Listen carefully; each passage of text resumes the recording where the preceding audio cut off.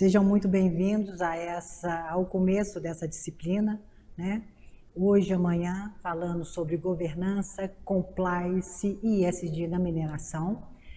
E o convite que a gente faz para vocês aqui, talvez essa seja uma das disciplinas mais diferentes, porque o convite vai ser vocês tentarem pensar como donos, né, da estrutura de poder das mineradoras, né, das grandes, das pequenas, das médias, e como, né, em que pé que nós estamos hoje dentro todos desses desafios que a gente está tendo por aí, né?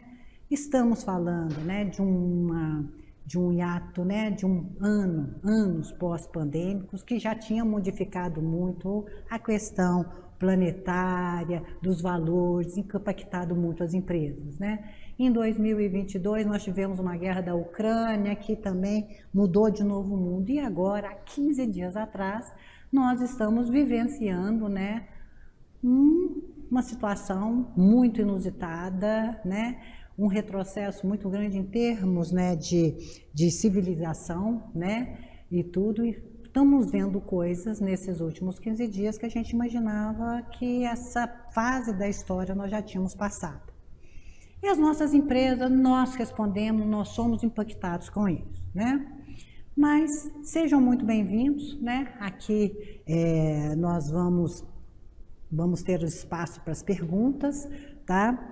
E nós temos uma agenda muito grande para poder falar, né? Eu sou a professora Adriana Solé, sou engenheira eletricista, tá?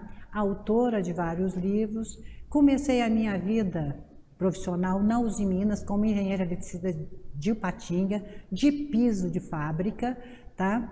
E tive uma carreira, na minha época, né, como executiva, uma carreira brilhante como mulher, né? E cheguei a ser assessora da presidência da Uzi Minas e gerente do planejamento corporativo do sistema Uzi Minas, tá? Isso tudo na visão de gestor. Então, durante muito tempo eu falei, né, de governança sobre o ponto de vista da gestão.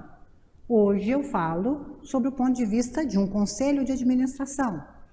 E a ideia é passar para vocês que essas visões, elas são diferentes. A visão de um conselho é muito diferente da visão de um executivo de área de piso de fábrica. Então, nós vamos estar, ora, conversando como gestores, outra conversando sobre a visão de conselho, e nós vamos estar, né, desenvolvendo todo esse racional dentro de uma linha de raciocínio, né, que é ali de raciocínio que a gente segue e que faz parte, né, do conteúdo de um livro, né, que é o meu carro-chefe, que é o livro de governança corporativa, fundamentos, desenvolvimento e tendências.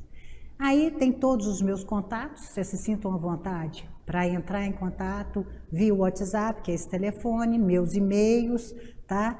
Tem um blog, tem um canal de YouTube, vocês ficam à vontade para seguir, né, e para fazer parte das minhas redes e também para tirar alguma dúvida dessas aulas que nós vamos ter, né, aqui. Quero dizer que me sinto muito privilegiada de estar fazendo parte desse MBA de Direito em Mineração, né, e eu acredito que a nossa troca ela pode ser bastante intensa e eu espero realmente agregar para vocês, né, uma visão de uma estrutura de poder que todas as empresas elas têm. Elas vão mudando essa estrutura. Uma empresa pequena, né, num ciclo de vida X, ela tem uma estrutura de governança, ela vai crescendo, ela vai robustecendo a estratégia, ela vai adquirindo outra, e até chegar nas grandes empresas, as grandes mineradoras. E aqui nós vamos percorrer, né, essa tipologia. Nós vamos estar falando, ora, para empresas familiares, das pequenas mineradoras, né, como empresas familiares que são, né, e vai chegar também no mundo de bolsa, das grandes mineradoras, como é o caso de uma Vale, tá? E aí são os meus livros, esses 5 livros que vocês estão vendo aí na tela, né, são meus. O meu carro-chefe é o de governança corporativa, está na 8ª edição, Tá saindo agora a 8ª edição, tem um código de conduta, tinha gestão integrada de território, e tem um que também está na 2ª edição, junto com o código de conduta, que é o sobre ISG. Ou seja, eu estou falando de algumas coisas e de alguns temas que eu tenho uma certa legitimidade, ou por vivência, ou porque eu estou estudando esse assunto aqui, sobre o ponto de vista tanto de uma estudiosa, como engenheira, como professora, como consultora, que sou de pequenas e médias empresas sobre os assuntos, tá? Então, vocês se sintam à vontade para fazerem as perguntas que mais interessantes. Então, nós vamos ter 2 encontros nessa turma 1, né? Nós temos essa aula, e amanhã, aula 1 e 2, né? Que está previsto a gente ver 3 módulos, tá? Hoje, né, nós temos o módulo 1, que é o pontos de atenção. A gente precisa ter um alinhamento conceitual muito grande do que está acontecendo no mundo, na geopolítica, para nós entendermos o país que a gente vive e o setor de mineração dentro desse país e, de uma certa forma, sendo impactado por tudo isso, tá? Entre hoje e amanhã, nós vamos entrar no começo das principais definições, princípios e focos do que é um processo de governança, e amanhã eu espero a gente terminar o módulo 3. Se porventura ficar faltando alguma coisa, nós vamos ter um outro encontro no mês que vem, que a gente vai ter condição de fazer uma manobra aí. O importante é que vocês participem, né, e que vocês estejam seguindo de uma forma que para vocês seja uma forma bastante, que esteja fazendo sentido, ou que tenha um racional. Então, qualquer hora que alguma coisa não fizer sentido, ou vocês queiram fazer, nós vamos ter a parte, né, para as perguntas, e vocês sintam à vontade para perguntar o foco que vocês quiserem, tá? Então, vamos já começando a nossa aula entre hoje e amanhã, né? Vamos começar com os nossos pontos de atenção, tá? Esse é um ponto, e que são coisas que eu acho que a gente precisa ter, como eu estava dizendo, um alinhamento do que está acontecendo no mundo, que impacta a questão da governança, que impacta um setor de mineração, tá? E aí, vamos conversar. Bom, a gente começa falando das instâncias de governança. Então, falar em governança, a primeira pergunta que a gente tem que fazer é o seguinte: qual a instância de governança que nós estamos falando? Nós estamos falando, porque nós temos 3 instâncias. Nós temos a governança global, a do planeta, tem a governança dos países, que é a governança dos Estados-nação, e nós temos aí a governança corporativa e institucional, que é a nossa, que é o nosso mundo, tá? E essas 3 instâncias, elas tinham uma dinâmica própria, cada uma delas, antes da pandemia, mas elas conversavam numa segunda característica da palavra governança. Falar governança nos remete diretamente a 4 valores considerados hoje pela sociedade civil planetária como recusáveis. Falar em governança, nós estamos falando de compliance, nós estamos falando em transparência, prestação responsável de contas à sociedade e senso de justiça. Ou seja, uma estrutura de governança que seja planetária, dos países e tudo, eles são pautados por esses 4 valores. Tá? E que até antes da pandemia, o que a gente tinha? Você tinha essas instâncias conversando entre elas, mas cada um com uma dinâmica própria. Tá? Muito bem. Falar em governança global, nós estamos falando, né, dos Objetivos do Desenvolvimento Sustentável, que foi uma agenda, né, nós ficamos muito mais próximos a eles, os setores, a gente sempre sabia que tinha os objetivos do milênio, que eram os 8 até 2015, agora os 17, a partir de 2015 para cá. Nosso setor, né, por ser um setor extrativista, a gente sempre ouviu falar deles, mas que a importância dessa agenda, né, pós-pandemia ficou muito grande, né? Então, quando a gente fala dos objetivos globais, né, de uma governança global, é uma governança que leva em consideração esses 17 ODS, que a gente chama. E se você analisar, a setor de mineração, ela perpassa vários desses objetivos globais que estão aí. Então, o que é a governança global? É a sociedade civil planetária, de uma certa forma, focando, né? Ela trabalhando, antecipando questões, tá? Que são caras à sociedade de uma forma geral, tá? Então, esses objetivos de desenvolvimento sustentável, que têm uma durabilidade, eles foram montados, que têm uma durabilidade até 2030, por isso aquela agenda 2030, falou muito, essa função. Quando eles foram identificados como prioridades planetárias, né? Isso foi colocado até 2030, nós temos que ter trabalhado boa parte do que está aí, tá? Então, é o que a gente tem. Então, nós estamos falando de instituições como FMI, OCDE, ONU, né? São objetivos, né? São instituições que respondem a esses objetivos, tá?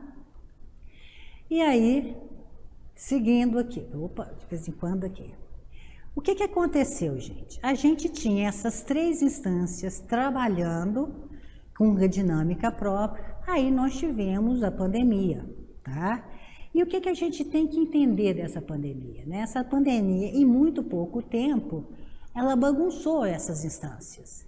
Ela colocou essas 3 instâncias como se tivesse colocado dentro de um grande liquidificador, e ligou o liquidificador e bagunçou tudo. Então, de repente, nós começamos a ver alguns fundamentos, né? Sentir que as coisas estavam bagunçadas, mas alguns fundamentos começaram a ser percebidos com muito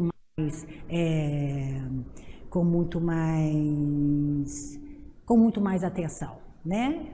Aquilo tudo que nós falamos dos valores permanece, mas a gente começa a ver uma transversalidade. A gente entendeu na pandemia, todo mundo intocado dentro de casa, todo mundo com os mesmos medos e tudo, que a dificuldade que a gente estava tendo, né, de trabalhar aquelas questões todas, de entender o que estava acontecendo, era a mesma necessidade, era o mesmo sentimento, era a mesmo incômodo do seu vizinho de lado, do seu prédio, do seu bairro, da sociedade, e a gente começou a perceber que o que a gente estava sentindo internamente era o que todo mundo estava sentindo. O planeta estava na mesma situação, ninguém entendia nada, tudo era novo para todo mundo, e essa transversalidade começou a mudar uma série de comportamentos. No começo nós usávamos máscara e álcool gel porque era necessário, né? Mas hoje você usa máscara e gel, e a gente começou a utilizar máscara e gel para se proteger de uma pandemia. Hoje a gente utiliza máscara e usa o álcool gel para proteger os outros, principalmente quando a gente está com uma gripe. Nós mudamos, o outro passou a ser parte, né, da nossa vida, e isso ficou muito claro. Nós estávamos antes naquela loucura de aquela competição, aquela coisa, sem ter tempo para amar, e de repente todo mundo intocado dentro de casa, nós começamos a questionar uma série de valores. Uma outra coisa que nós vimos e nós aprendemos, olha, se a gente pegar hoje, o dia de hoje, sexta-feira, né, nós estamos tendo uma aula online, direto, eu aqui em Belo Horizonte, vocês aí, tem acontecendo uma guerra na Ucrânia, está acontecendo uma guerra em Israel, né? Nós não sabemos o que aconteceu durante a semana em Brasília, e nós estamos aqui na boa. Ou seja, nós fomos convidados e aprendemos, ou seja, o nosso grau de resiliência aumentou pra caramba. Hoje, para tirar qualquer um de nós do prumo, o negócio tem que ser uma coisa extremamente inusitada, porque nós aprendemos a aumentar. A pandemia fez, né, que a gente aumentasse o nosso grau de resiliência. E para engenheiros que estão aí do outro lado da tela, né, gente? Resiliência é a capacidade do corpo físico levar a cacetada e voltar ao estado original. Então, levamos, sentimos e tudo, mas ninguém derruba. A gente continua, seja o que Deus quiser, e a vida que segue. Nós entendemos também muito claramente, principalmente empresas médias e pequenas. Então, vocês que trabalham com empresas médias e pequenas, de repente, o dono da nossa mineradora percebe o seguinte: olha, esse vírus é democrático. Se acontecer alguma coisa comigo, como é que fica a minha empresa? eu defino tudo, e tudo não tem sucessor, não estou preparando. Começou a fazer, a nossa cadeia produtiva de mineração, ela começou a se perguntar qual que era a possibilidade de sustentabilidade se o primeiro, se o dono, se o fundador, se os principais executivos, de uma hora para outra, ele não tivesse mais ali dentro. Todos nós conversamos com a morte. Eu, particularmente, perdi meu marido, 42 anos de casado, em 48 horas na pandemia. Então, todo mundo falou, e isso mexeu com muita gente, essa questão da finitude, e mais ainda, né, aquela questão, nós temos que sobreviver essa encrenca de qualquer jeito, do jeito que der, para que a gente possa depois resolver como é que a gente vai ajeitar as coisas. Mas essa questão da integridade, né, da sustentabilidade ficou muito forte também para nós. E a gente começou a perceber que o planeta é um grande mar, cada um no seu barquinho, mas se qualquer coisa que acontecer nesse mar, a gente vai ser impactado por ele, né? Então essa foi uma... Mas a gente tem que chamar a atenção, que é uma coisa que eu preciso chamar a atenção, que é um ponto que a gente fala que mudou e tudo, mas em que aspecto que a gente tem que ter esse alinhamento, né? E um entendimento, tá? Por que nós falamos que a pandemia mudou muito? Vem cá, gente, vamos pensar. Em 1720, nós tivemos a praga de Marcela. 1820, nós tivemos a pandemia da cólera. 1920, nós tivemos a gripe espanhola. E 2020, nós tivemos coronavírus. O que nós estamos falando? A cada 100 anos, a sociedade civil planetária passa por um grande momento de inflexão, né? E que é violento e que mexe, muda muito isso. E o que é que nós fizemos diferente dessa, sem nenhuma liderança liderando, sem absolutamente nada, mas que foi uma escolha da sociedade civil planetária nos seus próprios núcleos familiares? O que acontecia nas outras pandemias, gente? O que acontecia? O carinha ficava infectado por uma dessas pandemias, o que a gente fazia com eles? Isolava do convívio público, social, e a gente protegia. A escolha nossa nas anteriores foi proteger a economia e os sadios. O que nós fizemos de diferente nessa pandemia? Nós privilegiamos os mais vulneráveis. A sua mãe, ela podia estar sozinha na casa dela porque a gente entendia que nós éramos um perigo para ela. Ela precisava ser protegida, mas ela não estava sozinha e muito menos abandonada. Você estava levando ali o tempo, né? A comidinha dela, você estava conversando com ela no WhatsApp, ouvia coisa. Então a gente viu essa questão. O que isso significa? O outro ficou muito mais próximo. Isso foi uma escolha do planeta inteiro. Ou seja, a sociedade ela começa a mudar o comportamento dela em função do outro. Antes você estava no supermercado, afastava de alguém, as pessoas falavam assim, é racista. Hoje, quando você está com uma máscara, a pessoa afasta de uma pessoa, ela entende que você está protegendo ela. Nós tivemos uma mudança de comportamento muito. Todo mundo intocado dentro de casa, a turma ficou muito mais crítica, a gente começou a se perguntar se valia a pena, se vale a pena ficar na empresa que a gente estava, se a gente estava ali entendendo o que estava acontecendo, porque nós aprendemos a trabalhar de forma diferente e tudo, e nós começamos a questionar muito nós mesmos nas relações que a gente estava. Então a sociedade, de uma forma, ficou muito mais crítica.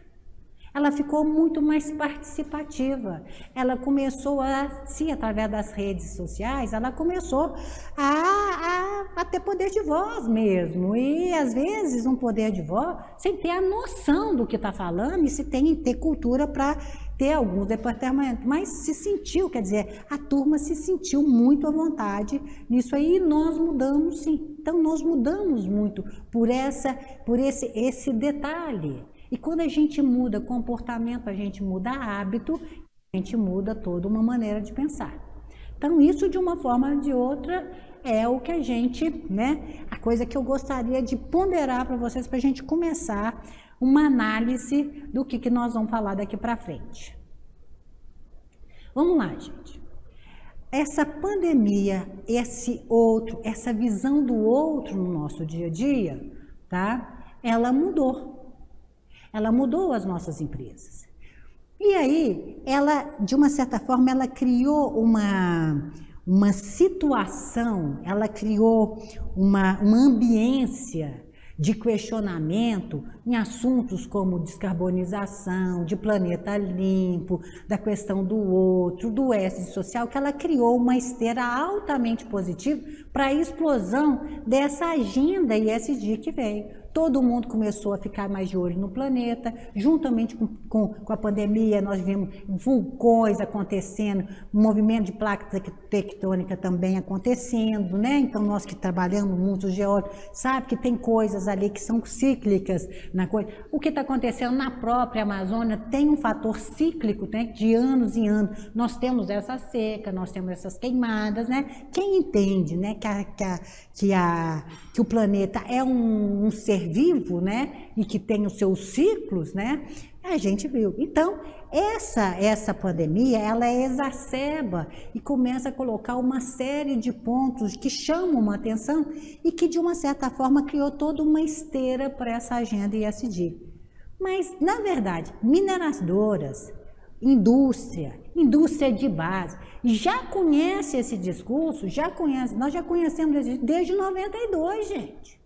Em 92, nós tivemos no Brasil, tá? O que nós tivemos? Eco 92, o primeiro grande encontro planetário, os países todos reunidos no Rio de Janeiro, falando sobre a questão da importância do crédito de carbono, da mudança climática. Nós já conhecemos, as nossas empresas, principalmente as mais robustas, as mais estruturadas, já tinha que dar, fazendo, né, a partir de 99, nós tínhamos que fazer os nossos relatórios verdes, de responsabilidade corporativa. 92, isso não é de agora, isso nasceu em 92. Tá certo? E a gente já conhecia esse desenvolvimento. Muito naquela questão de ser um diferencial, mas a gente já conhecia, e isso já foi chamado a atenção e a gente já estava ali. Muito bem, de 92 o mundo vai, vida que segue, chegamos em 2000. Esse termo ESG nasce na Bolsa de Londres, pessoal, tá? Em 2000, quando a Bolsa de Londres, ela lança uma carteira das maiores empresas do mundo, chamado FTSE for Good, onde ela já analisava as grandes empresas, as formadoras de opinião, as que já eram, né, multinacionais, sobre o ponto de vista de mudança climática, de tudo isso que tem. Então, é um termo que desde 2000 já existe, não veio agora, tá? Vida vai seguindo, chegamos, né, no segundo grande evento que o Brasil foi palco também, que foi o Rio+20. Rio+20 também foi um evento de sustentabilidade que nós tivemos, né, com a diferença de 92. Em 92, nós tivemos um evento dos países no Rio de Janeiro. Os países, estavam os representantes das nações aqui, falando da importância da mudança climática, aquela coisa toda. No Rio+20, nós tínhamos os países e nós tínhamos também as grandes empresas participando dessa daí. E o que é a primeira coisa que a gente faz no Rio+20? Nós simplesmente fizemos uma ideia, né? Nós fizemos o primeiro balanço. O que aconteceu no mundo de 92 até aqui? O que evoluiu nessa chamada, na questão da sustentabilidade planetária? E a resposta foi quase nada, zero. Nós acordamos zero. E as empresas chegaram, muito bem, vocês não fizeram, geralmente o governo, né, tem uma dívida pública muito grande, tem muita coisa para fazer, tem a falta de competência e não gera. Nós, empresas, geramos, nós temos competência e nós agora vamos fazer esse trem acontecer. E eles assinam um protocolo entre as 50 maiores empresas e falam, nós vamos preocupar agora com mudança climática, nós vamos agora entrar nessa conta de descarbonização. A partir daí, nós vimos o quê? Empresas como a Toyota, hoje, missão da Toyota, da montadora Toyota, hoje, liderar o processo de mobilidade urbana do planeta. A Toyota não quer fazer carrinho mais, até porque ela já fez todos. O negócio dela é mobilidade urbana. A Shell se posiciona como a empresa que vai ajudar e vai ser preponderantemente a mais importante nessa transição verde do planeta, de combustíveis fósseis para combustível limpo. E a partir daí, ela começou a desenvolver a matriz limpa dela. E esse posicionamento da Shell está custando muito caro para ela hoje. Há 2 anos atrás, a Shell foi condenada pelo Tribunal de Haia, o Internacional, que ela não estava fazendo o suficiente para essa mudança climática. Não é que ela não estava fazendo o suficiente, a turma achou que estava pouco. Além disso, o ano passado, os conselheiros da Shell foram indiciados e condenados porque eles não estavam sendo diligentes no papel de conselheiros nessa mudança climática. O que é isso? É a sociedade civil julgando as empresas. Não basta fazer, tem que fazer, e a turma, os territórios impactados por ela, tem que estar legitimando que ela está fazendo correto. E essa legitimação, gente, é uma coisa muito complicada. Porque por mais que você faça uma intenção, se a pessoa entender de forma diferente, danou tudo.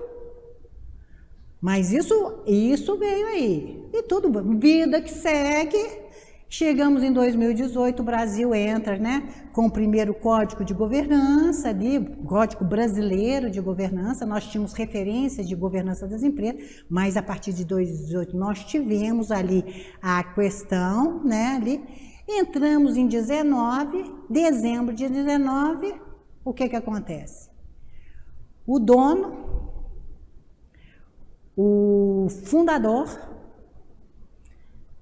do fundo de investidores institucional mais importante, o maior do mundo, BlackRock, ele avisa, 2019, dezembro isso, lança uma carta de CEO para CEO, tá?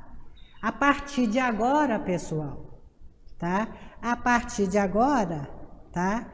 Nós, BlackRock, só vai investir nas empresas que tiverem aderentes à agenda ESG.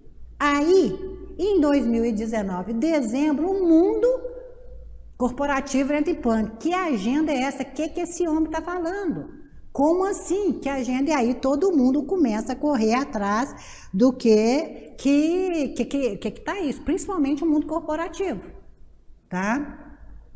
2020, todo mundo trabalhando, entra ali. Vamos ver o que acontece em março de 2020, né? Nós entramos com a pandemia.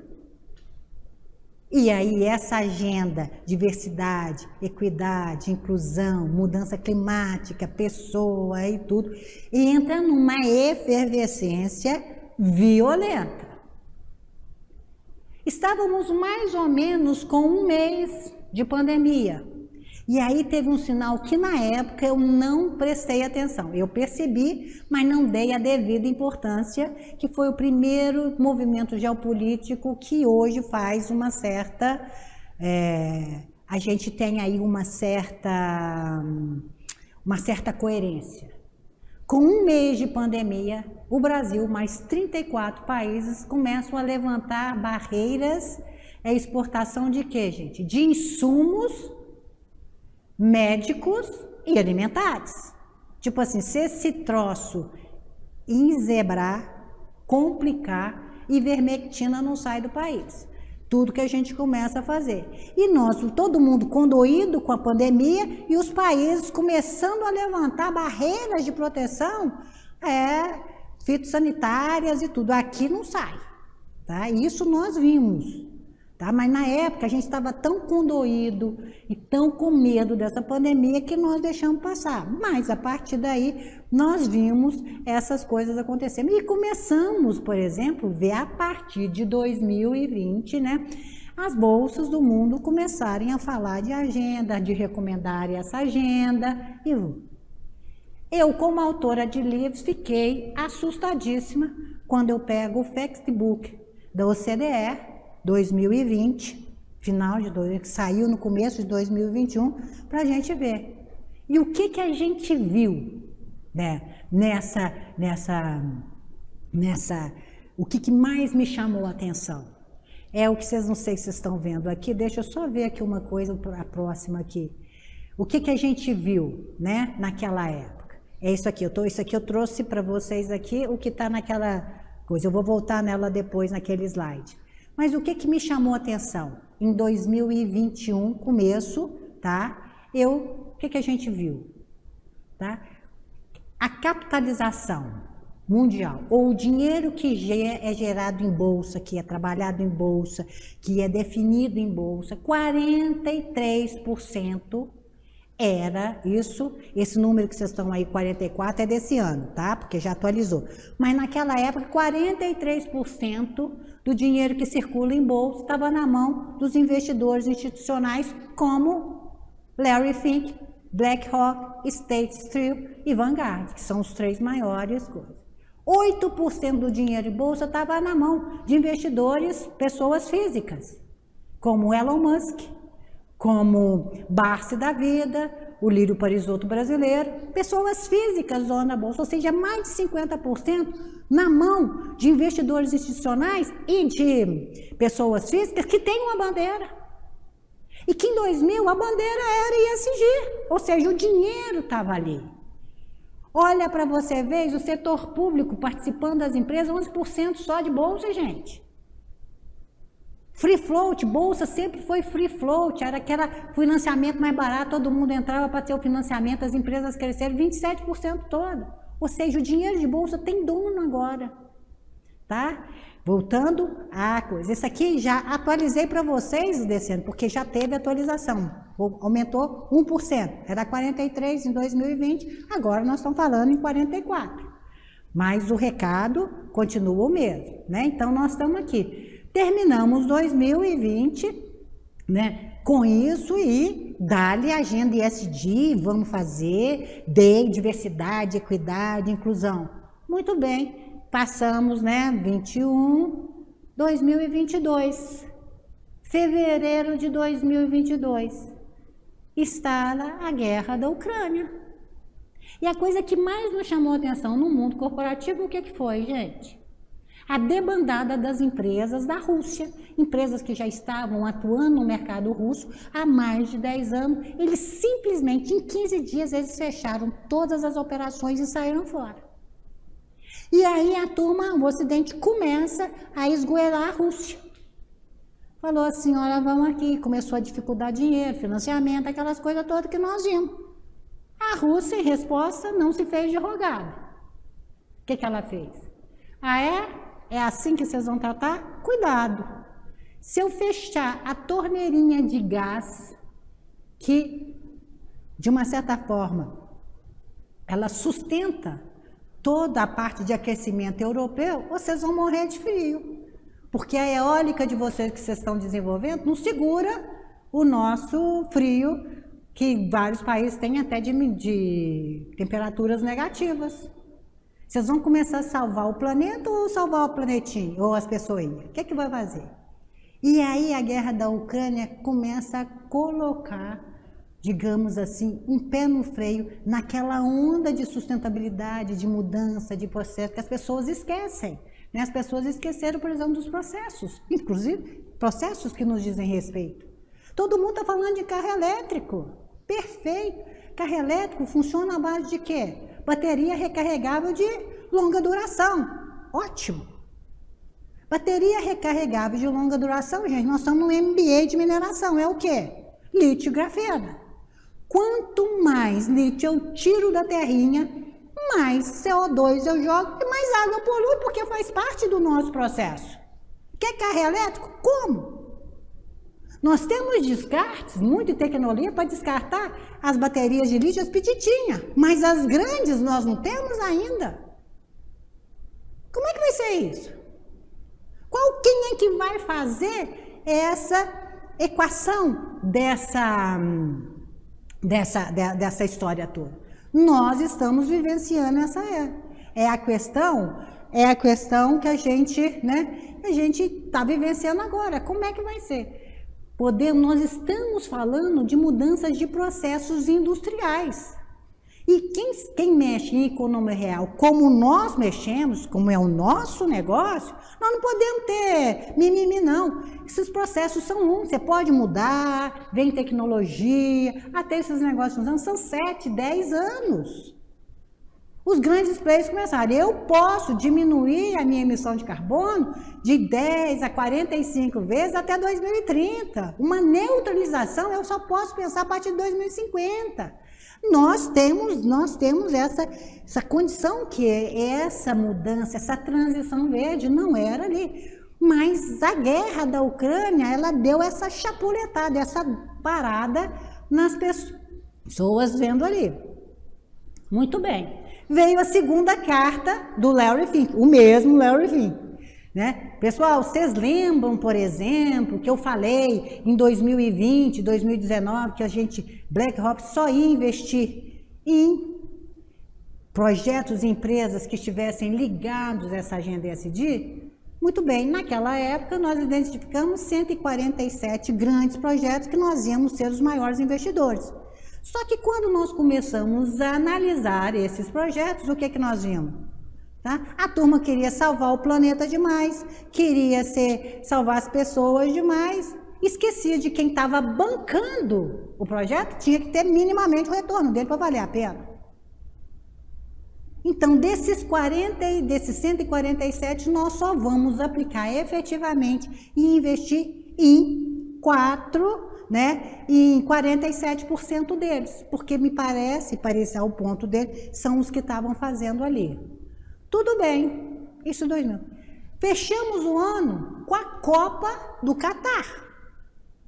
Gente, a Copa do Catar, todo mundo sabia, tá? Todo mundo sabia que era o primeira Copa num país muçulmano, que tem leis e culturas completamente diferentes nossos, que estavam nos convidando, mas avisou para todo mundo, ó, aqui, presta atenção, pessoal, aqui nós não aceitamos mulheres no estádio, a não ser que ela vá com o marido. Aqui, homem não bebe, porque Allah não gosta que homem bebe, não tem bebida alcoólica. E aqui a causa dele não é bem-vinda, porque o mundo, Allah não gosta. Mas nós estamos convidando a você participar da nossa festa. Entra a Alemanha no campo. O que acontece com a Alemanha no campo?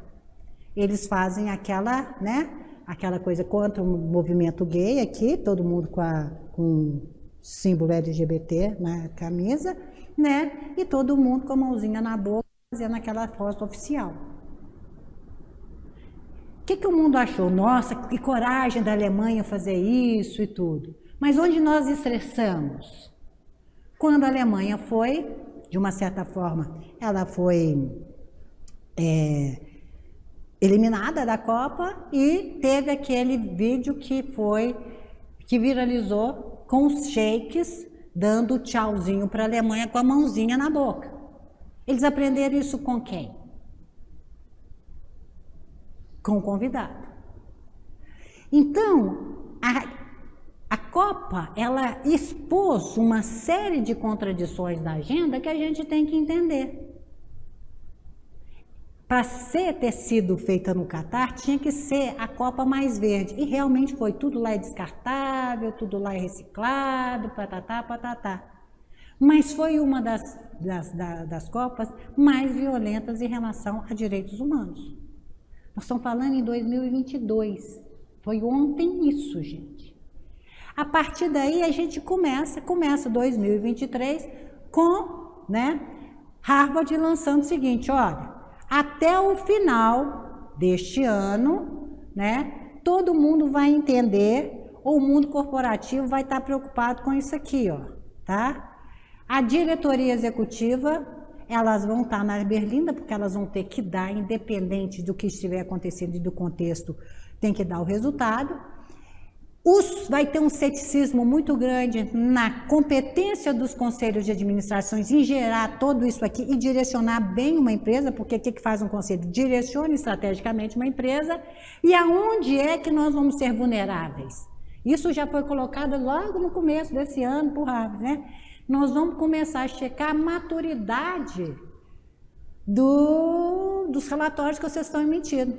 O quanto vocês estão sendo críveis e seguros naquilo que vocês estão falando nessa agenda ESG. E o perigo aí é o greenwash e social wash. tá? Muito bem, entramos em 23.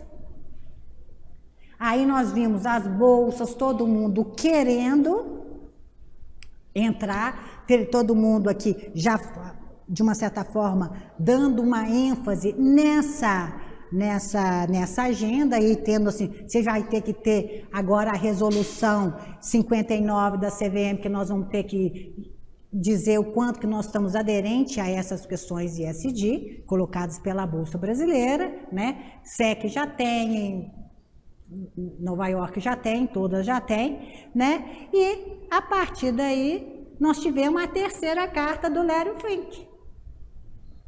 E ele fala que essa transição verde, ela vai demorar mais tempo do que eles estavam imaginando. E ele sequer cita o termo ESG. E questionado por que não cita, ele falou assim, não podemos utilizar mais o termo ESG pela polarização política que esse termo está dando. E aí, gente, o que é que aconteceu aqui? Que está dando uma outra mudança violenta, essa guerra, né, do Hamas contra o Estado de Israel. Nós estamos vendo falar em quê? Todo mundo já pensando nos urânios da vida, em energia nuclear, e como é que vem. E nós estamos vendo um desrespeito ao ESG social, que nós nunca imaginávamos que fosse ver o que nós estamos vendo online, de degradação da espécie humana, o que a gente está vendo. Então, é isso que nós temos. E por que isso é importante a gente acompanhar esse desenvolvimento? Porque nós fazemos parte do mundo corporativo. Qualquer coisa para dar certo ou não vai passar pelas empresas. E nós temos que estar preparados para lidar com essas questões. E não tem um Ctrl+C, Ctrl+V, porque é tudo novo e tudo quase que chega às raias da irracionalidade. Como que nós vamos lidar com isso? Qual que vai ser a escolha da sociedade civil agora, a partir desses novos eventos? Tá? E esse é um ponto que a gente para aqui, para a gente ter, né, vai começar o round de perguntas, nós vamos começar aqui para a gente depois poder continuar o que a gente tem. Então eu paro aqui, vou deixar isso na tela, tá? E vou antecipar um pouquinho as perguntas para a gente ver se faz sentido para vocês o que eu falei, se vocês acompanharam, ou pelo menos faz sentido essa cronologia que eu faço, que é o que a gente está acompanhando para e passe, o mundo de governança aí. O meu primeira edição do livro nasceu em 2004, então a gente estava nessa questão dessa agenda ESG, a gente já acompanhava desde aquela época, sob o ponto de vista de governança, né? E o mundo vai acompanhando e a gente vai. Então, numa oitava edição que vai sair agora, essa história está ali, e esse é o racional que a gente faz. Então, hoje, né, nós temos uma demanda de bolsa de investidores institucionais querendo essa agenda, e temos duas guerras acontecendo simultaneamente, dando uma travada. E nós estamos vendo uma polarização cultural, né, coisas que a gente não via há muito tempo atrás. Que, aliás, a gente achava que nós tínhamos superado essa fase da história. Estrela de Davi sendo exposta em Berlim em 2023 para identificar a casa onde mora judeu, isso é uma aberração que a gente não pode sequer aceitar coisas do que nós estamos vendo agora. E não é justificar e não é colocar paninho. Tem coisas que a gente é o inusitado, é a aberração, e a gente tem que ver. E qual que vai ser as nossas escolhas? E como é que isso vai impactar a nossa... Então, esse é o momento que nós estamos aqui agora, né? Com essas guerras acontecendo, com a geopolítica mudando as forças, né, geopolíticas no mundo inteiro, e as nossas empresas e os nossos setores sendo impactados por tudo isso.